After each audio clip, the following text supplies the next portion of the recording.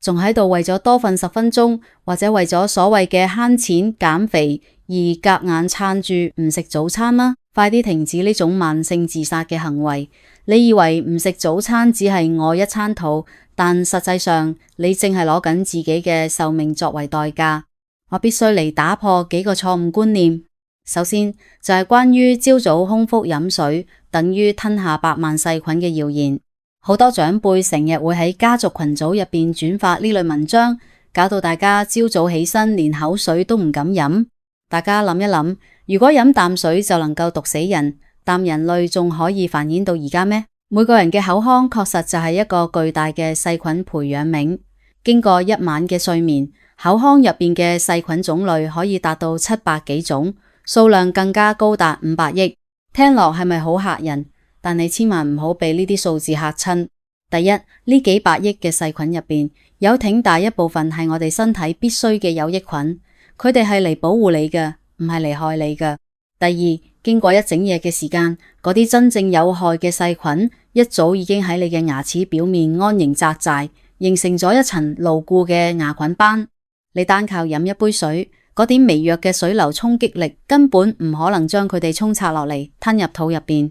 退一萬步講，就算你真係唔小心吞咗一啲有害細菌，你胃入邊嗰啲強酸性嘅胃液，仲有腸道入邊嘅大量益生菌，亦會瞬間將呢啲外來入侵者消滅得乾乾淨淨。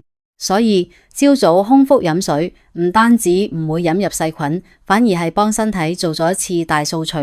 其次，我哋要打破嘅第二個觀念係白粥配饅頭包根本唔係咩健康嘅國民早餐。好多人聽到呢度可能會反駁，我哋食咗幾十年嘅嘢，點解到你口中就唔健康啦？大家先唔好急住嬲。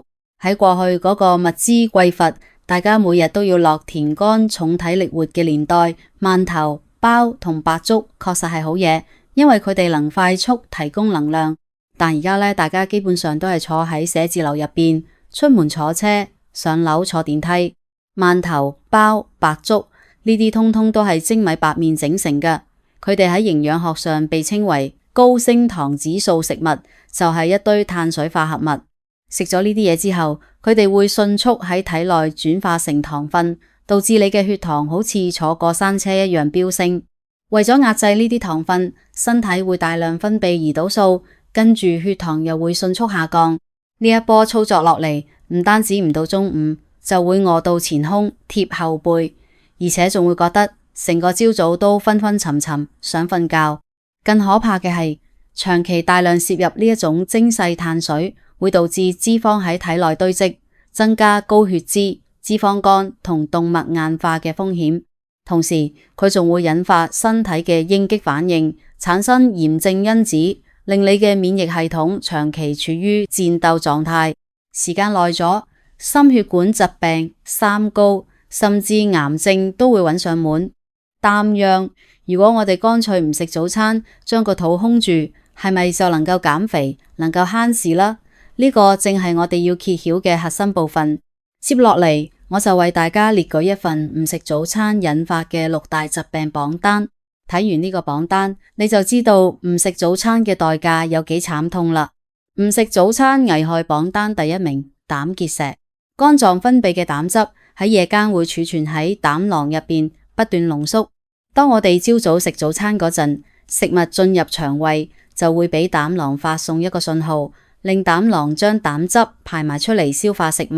如果你唔食早餐，膽囊收縮嘅信號就冇咗，嗰一包經過咗一整夜濃縮嘅膽汁就會繼續憋喺膽囊入邊。1日2日可能冇事，但係如果長期唔食早餐，膽汁入邊嘅膽固醇就會因為過度濃縮而釋出結晶，最後慢慢變成石頭，亦即係膽結石。等到結石卡喺膽管入邊，嗰種痛起上嚟，滿地打滾嘅感覺，絕對令你後悔當初點解冇食嗰餐早餐。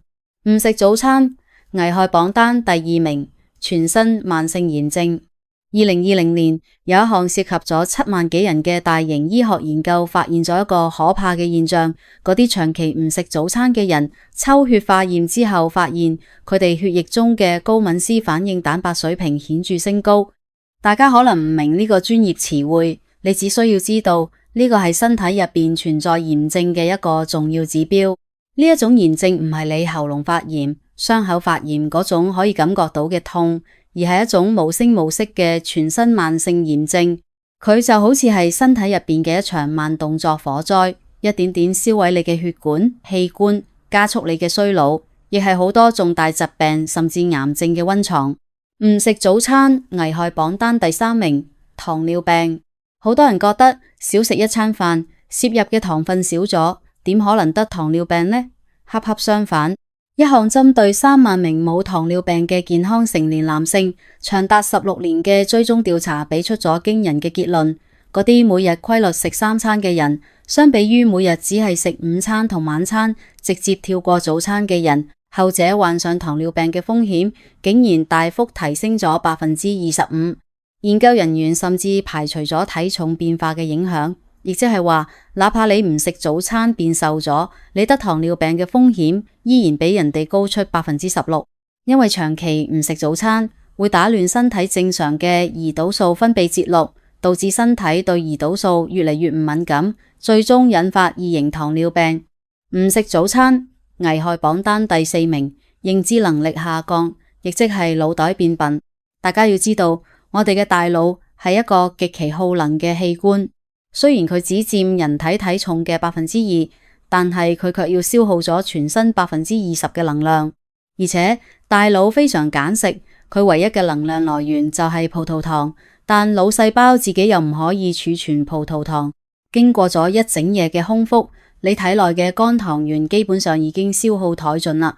如果呢個時候你唔食早餐，血液入邊冇新嘅葡萄糖補充入嚟，你嘅大腦就會陷入飢餓罷工嘅狀態。為咗保命，身體只能夠被迫去分解脂肪，產生一種叫酮體嘅物質嚟幫大腦湊合功能。呢一種狀態下嘅你就會表現為反應遲鈍、記憶力下降、注意力根本冇辦法集中。呢一個亦都係點解冇食早餐去返工或者返學，成朝都好似發夢咁，工作效率極其低下嘅原因。唔食早餐危害榜單第5名，胃炎同胃潰瘍。